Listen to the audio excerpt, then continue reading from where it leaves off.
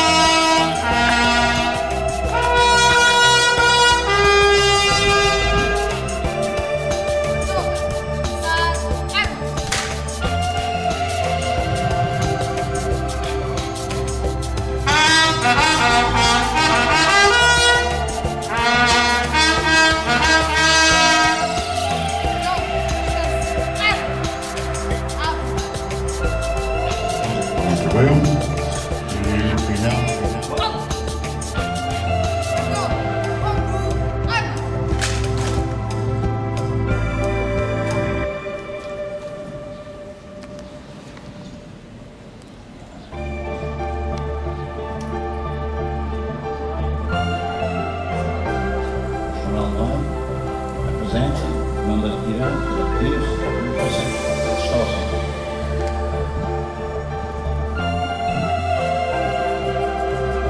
Exatamente.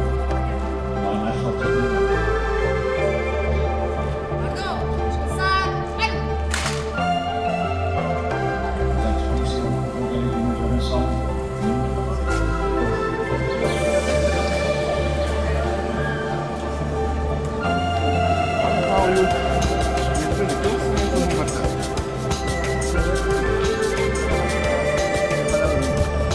Mas sabes depois, não sabes? A gente vai ver uma cervejinha. Agora não mandei. Tudo está bom. Como é que estamos então?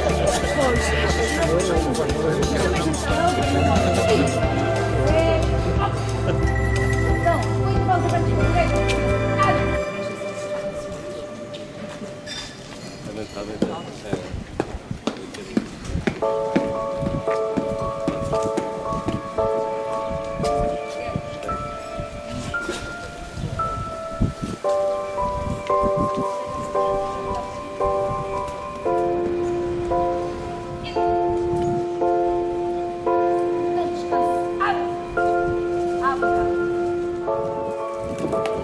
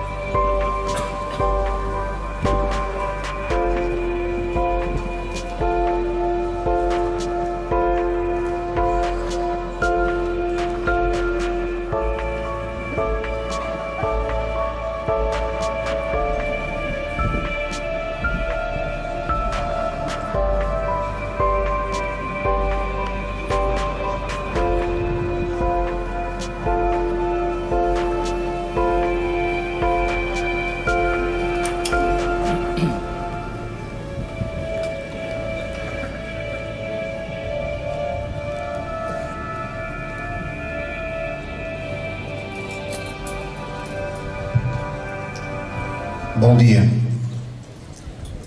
Minhas senhoras e meus senhores, dentro de momentos vai dar-se início à cerimónia alusiva à Batalha de 11 de agosto de 1829, quando forças absolutistas de Dom Miguel intentaram um desembarque naval nesta cidade da Praia da Vitória, com homenagem a todos os combatentes que estiveram na Guerra do Ultramar.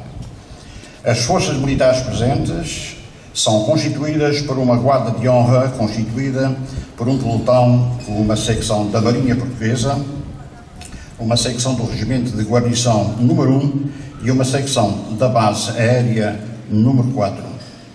As forças em parada vão prestar honras militares ao excelentíssimo comandante da Zona Aérea dos Açores, Brigadeiro-General Piloto Aviador Eduardo Jorge Pontes de Albuquerque Faria, que preside a esta cerimónia.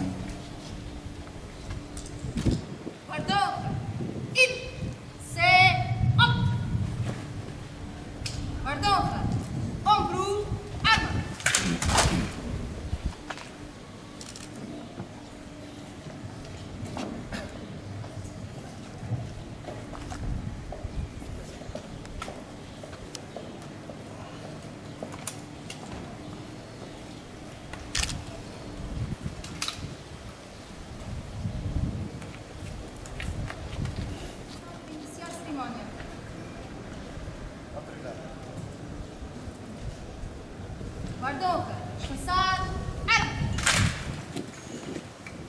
Guarda-honra, descanse, arma! À vontade.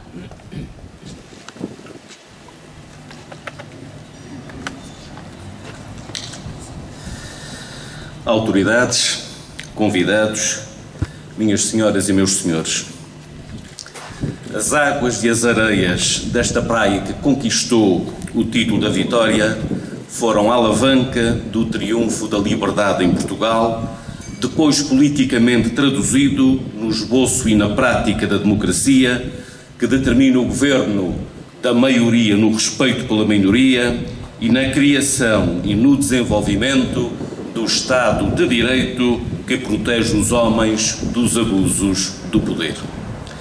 Aqui na praia, a Batalha de 11 de agosto de 1829 provoca o primeiro rombo na muralha do despotismo, erigida em 1828 com a aclamação do absolutismo e que só termina em 1834 com a capitulação de Dom Miguel na Convenção de Évora-Monte, na sequência, primeiro, da Campanha das Ilhas em 1831, depois do Cerco do Porto em 1832, finalmente da Conquista de Lisboa em 1833. Aqui na praia, a Batalha de 11 de agosto de 1829 contribui para a abolição do antigo regime alicerçado na primazia da vontade do rei e para a implantação do Estado liberal estribado na preponderância da vontade do povo. Na terceira, logo depois da entronização de Dom Miguel, o afrontamento do absolutismo ocorre em Angra, na Revolução de 22 de junho de 1828, por iniciativa de José Quintino Dias, comandante do Regimento de Caçadores 5 e futuro barão do Monte Brasil. A partir daí, o bastião terceirense constitui o sustentáculo único da causa constitucional em todo o território português. Com efeito, em vez de sussurrar face à pressão absolutista das demais ilhas, sobretudo de São Miguel, pelo contrário, a terceira impõe às demais ilhas a causa liberal que depois logra exportação para o próprio reino. Em Angra, na ressaca do levantamento liberal, ocorre a instalação de um governo interino que em junho de 1829 cede o lugar a uma regência instituída por Dom Pedro, que perdura até março de 1832, quando o ex-imperador do Brasil assume ele próprio a regência do reino em nome da filha Maria. Durante este tempo, na urbe terceirense, convertida em cabeça da monarquia constitucional, procede-se ao ensaio da nova administração do liberalismo, por exemplo, à criação das juntas de paróquia, origem do atual poder local democrático.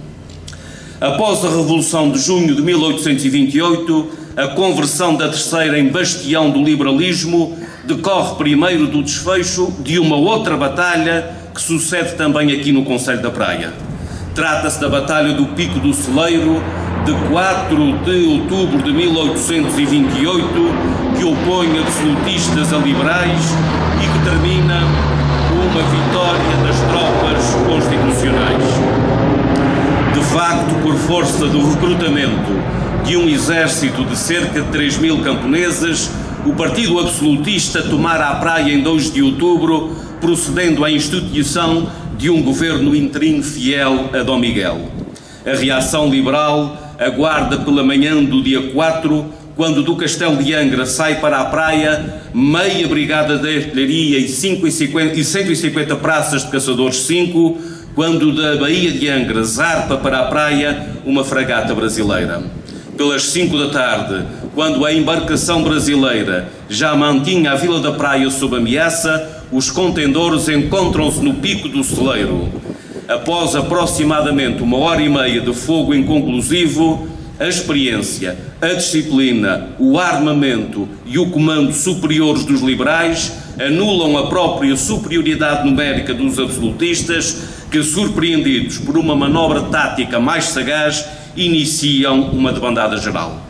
A reentrada liberal na Praia ocorre no dia seguinte, 5 de outubro, e inclui uma passagem pelos passos do Conselho para supressão do livro de registro da Câmara do auto de juramento de Dom Miguel.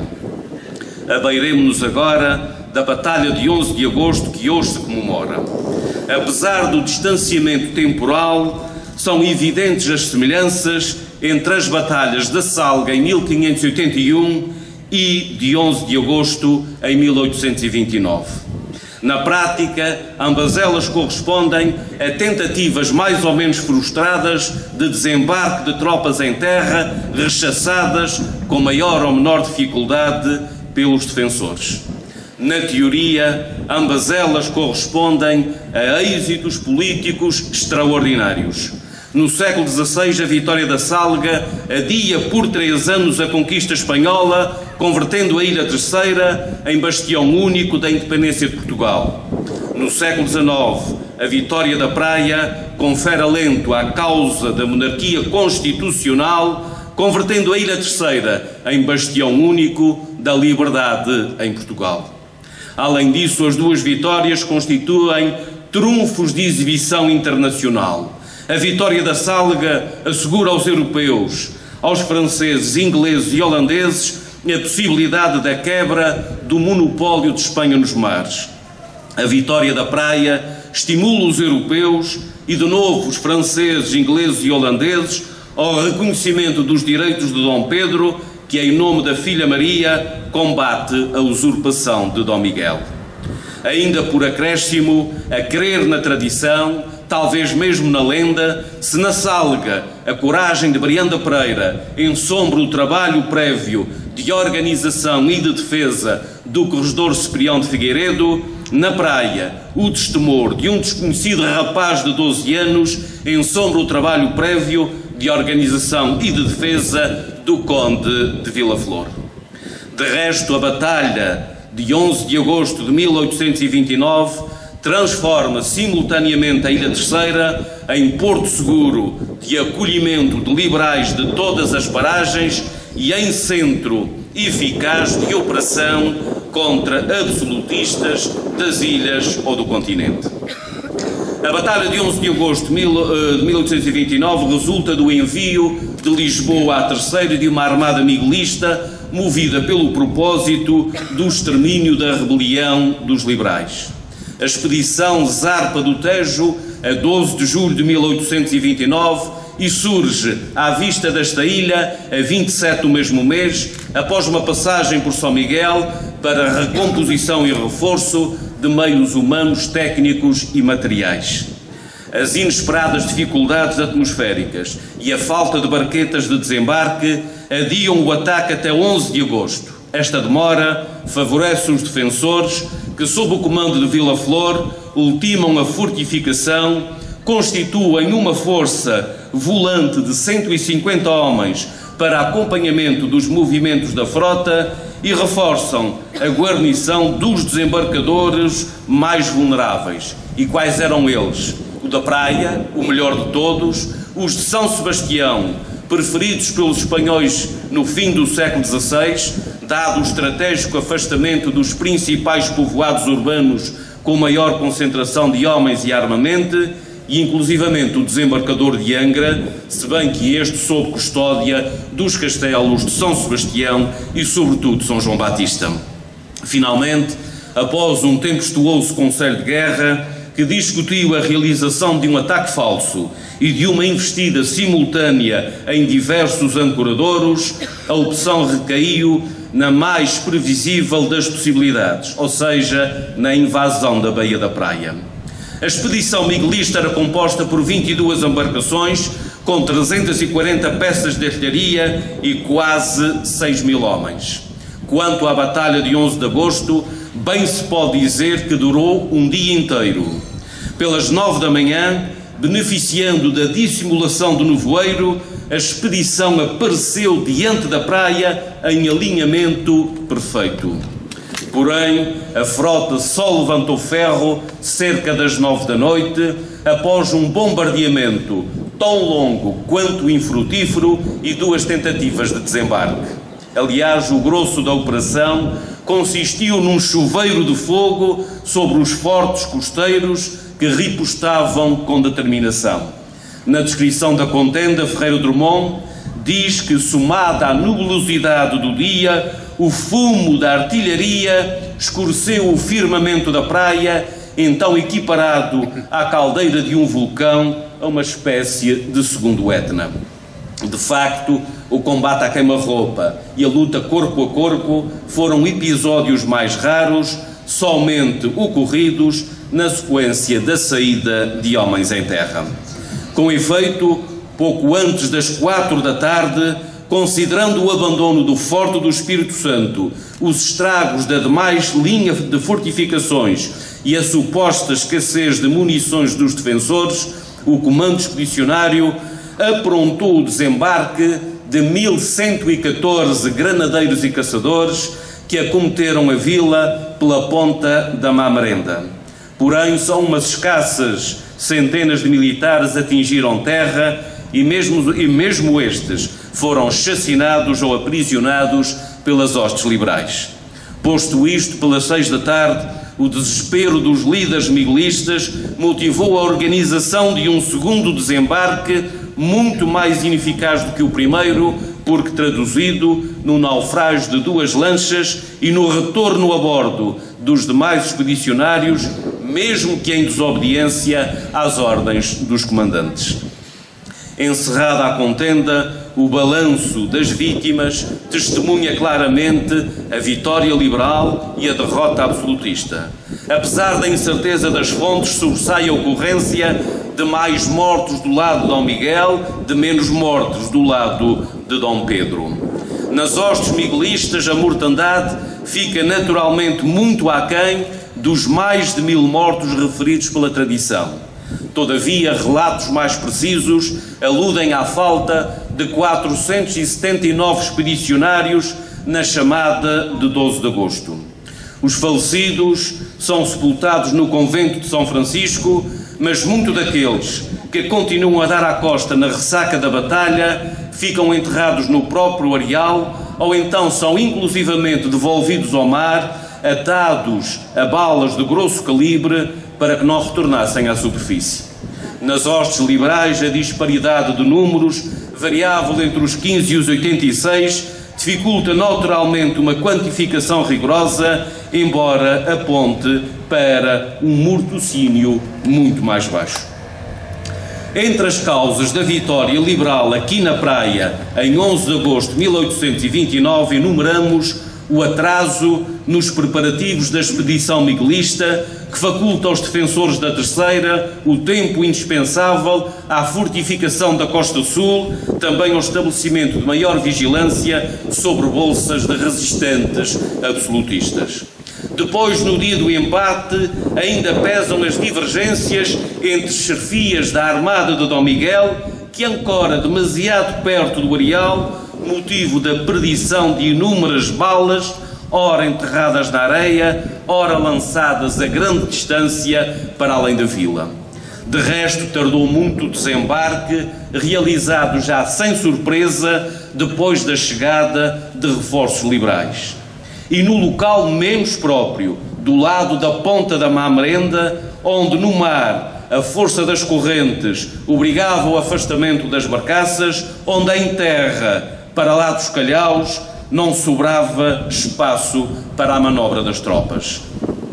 Vindo de Angra, e apesar da sua chegada tardia ao campo de batalha, por volta das 5 da tarde, quando o combate já pendia para o lado dos liberais, o grande mentor deste feito militar foi, sem dúvida, o Conde de Vila Flor, futuro Duque da Terceira, pelo esforço de defesa e de organização meticulosamente desenvolvido desde a sua chegada à ilha. Volvida a ameaça absolutista externa, o Conde de Vila Flor insiste no aperfeiçoamento da organização interna, movido pelo propósito de extensão da causa do liberalismo, primeiro ao demais arquipélago, depois, e se possível, ao próprio reino. Assim, em 1831, empreende a campanha das Ilhas, que principia no Grupo Central, com registro de resistência e castigo em São Jorge e de adesão mais ou menos voluntária no Pico, no Faial e na Graciosa. De seguida, no Grupo Ocidental, as Flores e, por consequência, o Corvo aderem também ao Partido Constitucional a pedido do próprio Vila Flor. Posto isto, no Grupo Oriental, a requerer cuidado, restava a insubordinação de São Miguel, a que urgia por cobro para garantia da manutenção e da expansão do ideário liberal. Porém, o alinhamento miquelense com os princípios do constitucionalismo aguarda por uma outra intervenção militar que termina também a contento dos liberais na Ladeira da Velha, nas cercanias da Ribeira Grande, em 3 de agosto de 1831. Por fim, o efeito das notícias da adesão de Ponta Delgada ao movimento liberal origina também o consentimento de Santa Maria. Concluída a campanha das Ilhas em 1831, com maior segurança, pôde Dom Pedro reunir nos Açores uma grossa expedição mandada contra o reino em 1832, que haveria de arribar à praia nortenha do Mindelo, contribuindo de imediato para o rompimento do cerco absolutista do Porto, a prazo para a conquista liberal da própria Lisboa. Duas palavras para acabar. Em Portugal, após o anúncio de 1820, a democracia logra confirmação em 1834, embora só conquiste estabilidade na segunda metade do século XIX. Neste processo, particularmente entre 1828 e 1832, o arquipélago dos Açores, sobretudo a Ilha Terceira, joga um papel determinante a troco de muitos sacrifícios. Felizmente, esta gesta teve uma recompensa de caráter honorífico, uma prova de que a memória da nação não varreu de todo a abnegação e a bravura dos terceirenses. Na verdade, as atuais cidades da Ilha Terceira foram distinguidas em 1837, Angra com o título do heroísmo, a Praia com o título da vitória e precisamente desta vitória, de 11 de agosto de 1829, que transformou a Terceira na capital da liberdade em Portugal. Muito obrigado.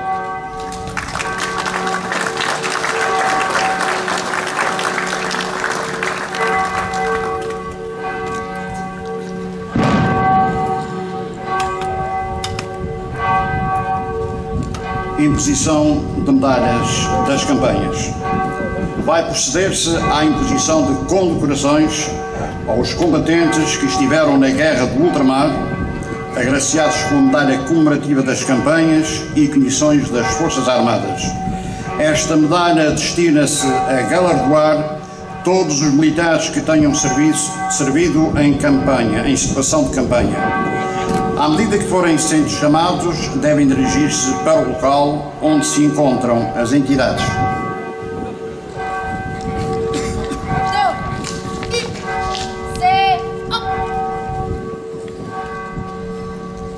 São agraciados os seguintes combatentes: Manuel Barbosa Carlos, Angola, 1972-1973.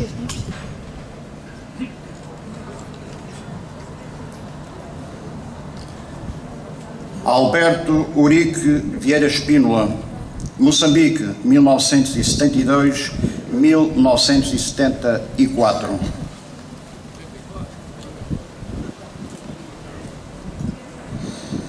Impõe estas condecorações o excelentíssimo comandante da Zona Aérea dos Açores, Brigadeiro-General Piloto Aviador Eduardo Jorge Pontes de Albuquerque Faria.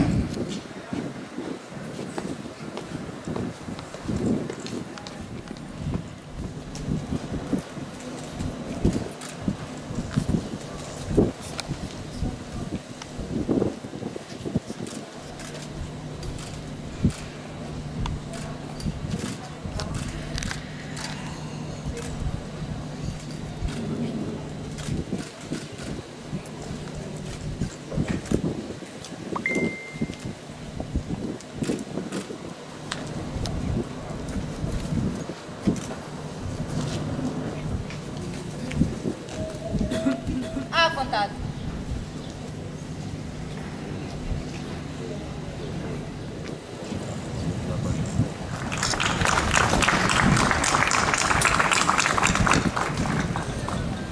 Em seguida, vai ser prestada homenagem aos militares que em serviço deram a vida por Portugal. As forças militares presentes prestarão as honras militares. Ardonga. Set. Up.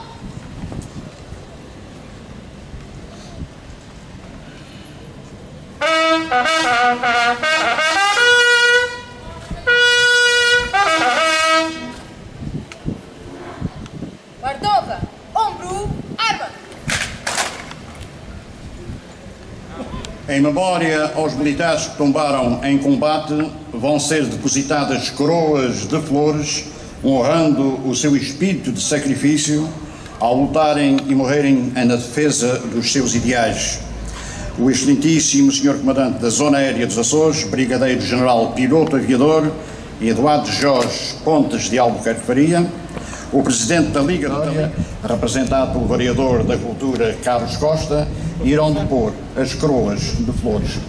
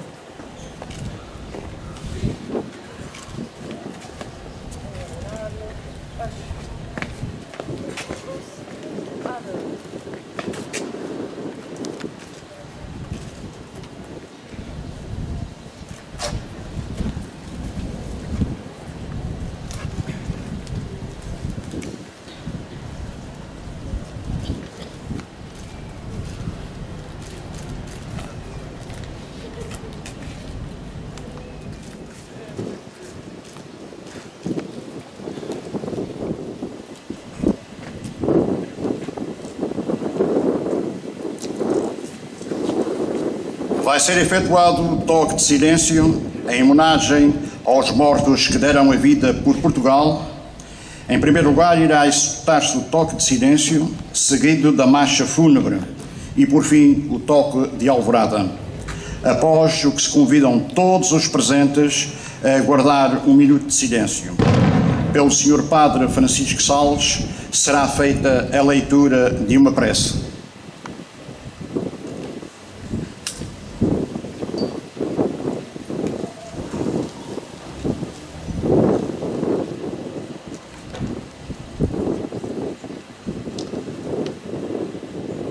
Neste momento de merecido respeito e indelével saudade, lembramos aqueles que morreram ao serviço das Forças Armadas e pela sua pátria.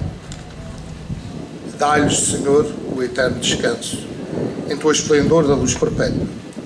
Descansem em paz. Amém.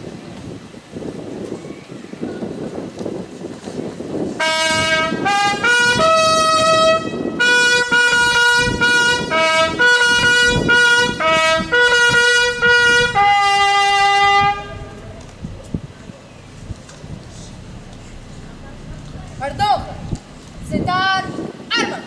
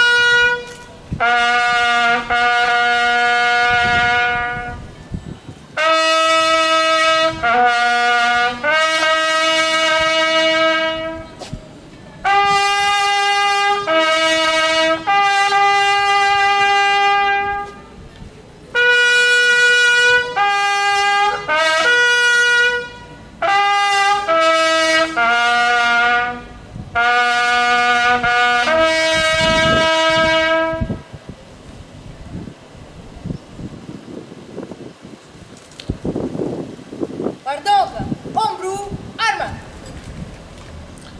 Senhor Deus da vida e da morte, nós vos encomendamos os nossos camaradas que deram o melhor que sabiam e podiam por Portugal. Fazeis, Senhor, que depois da sua total doação repousem na vossa paz. E a nós que ainda vivemos, fazei-nos seus dignos continuadores e caminhemos sempre com dignidade de homens e de filhos de Deus. Amém.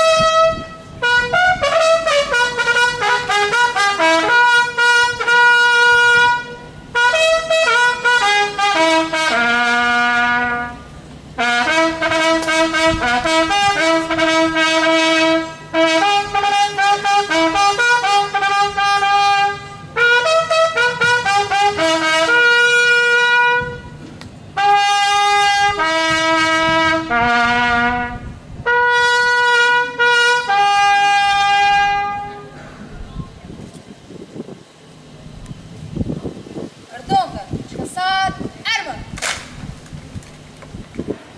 Mardonga, descanse, arma! À vontade. A direção da Liga dos Combatentes de Angra do Heroísmo agradece ao excelentíssimo Presidente da Câmara Municipal de Praia da Vitória toda a colaboração prestada para a realização desta cerimónia.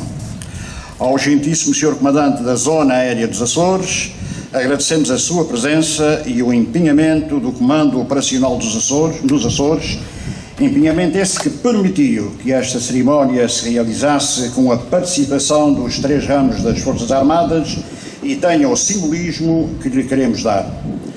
Agradecemos também o empenhamento dos soldados, sargentos e oficiais das vossas unidades. Agradecemos ainda a presença de todas as gentilíssimas entidades civis, militares, militarizadas, convidados, combatentes e familiares e todos aqueles que se quiseram associar diretamente ao acontecimento, o que muito nos honra, e agradecemos a vossa presença neste ato solene. Os combatentes de Portugal e dos Açores, em particular, estão-lhes gratos. Os nossos sinceros agradecimentos por estarem hoje connosco. Terminada a cerimónia comemorativa do Dia do Combatente e de homenagem aos antigos combatentes, após as honras militares, as entidades vão retirar-se. Mardonga, ir, se, op! Mardonga, ombro, arma!